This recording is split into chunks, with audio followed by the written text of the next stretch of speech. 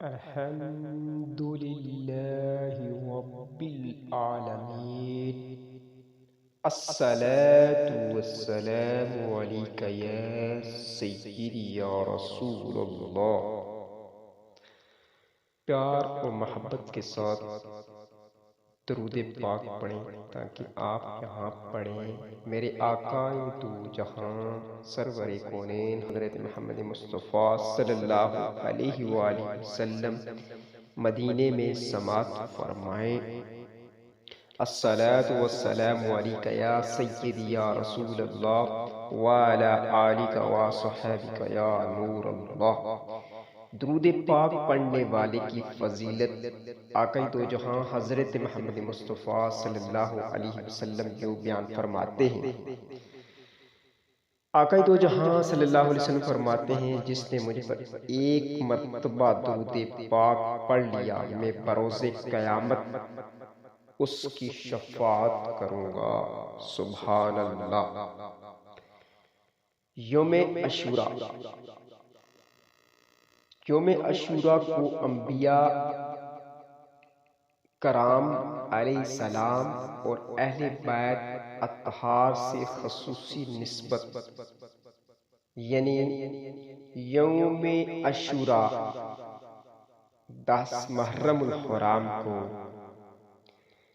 جن انبیاء علیہ کرام کو خصوصی نسبت حاصل ہوئی ہے اس مبارک دن کی نسبتوں کا مختصر ملا خط کیجئے. یعنی یوم عاشوراء کے دن سامعین محترم ایسے پیغمبر ایسے انبیاء کرام جن کو یہ نسبت 10 محرم بیت اطہار سے ہوئی تو ان میں سے یہ انبیاء ہیں. ان کے نام نمبر 1 یوم عاشوراء کو حضرت موسیٰ علیہ السلام کی مدد کی گئی اور فرعون اور اس کے پیروکار اس میں ہلاک ہوئے. نمبر 2 حضرت نوح علیہ السلام کی کشتی جودی پہاڑ پہ ٹھہری. نمبر 3 حضرت یونس علیہ السلام کو مچھلی کے پیٹ سے نجات ملی. نمبر 4 حضرت سیدنا آدم علیہ السلام کی قبولیت توبہ کا دن 10 محرم کو ہوا. 5 حضرت یوسف علیہ السلام سے نکالے گئے. نمبر 6 اسی دن حضرت عیسیٰ علیہ السلام کی ولادت ہوئی اور اسی دن آپ علیہ السلام کو آسمان پہ اٹھایا گیا. نمبر 7 ہے عاشوراء کے دن ہی حضرت داؤد علیہ السلام کی توبہ قبول ہوئی. نمبر 8 حضرت ابراہیم علیہ السلام کی اسی دن ولادت ہوئی. نمبر 9 حضرت یعقوب علیہ السلام کی بینائی اسی دن واپس آئی.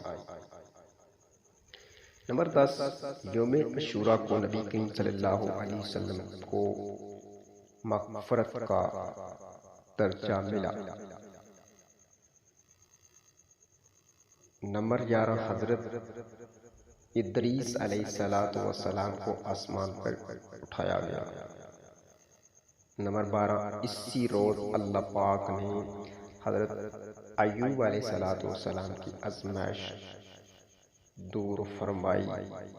اور نمبر 13 یوم عاشوراء کو ہی حضرت سلمان علیہ السلام کو بادشاہی عطا ہوئی. تو رب العزت ہمیں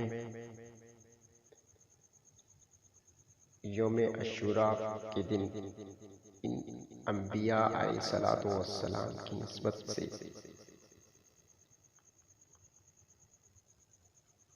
حضرت امام حسین رضی اللہ تعالی عنہ کی یاد میں گزارنے کی اور اس پر عمل پیرا ہونے کی توفیق عطا فرمائے۔ وآخر دعوانا الحمد للہ رب العالمین۔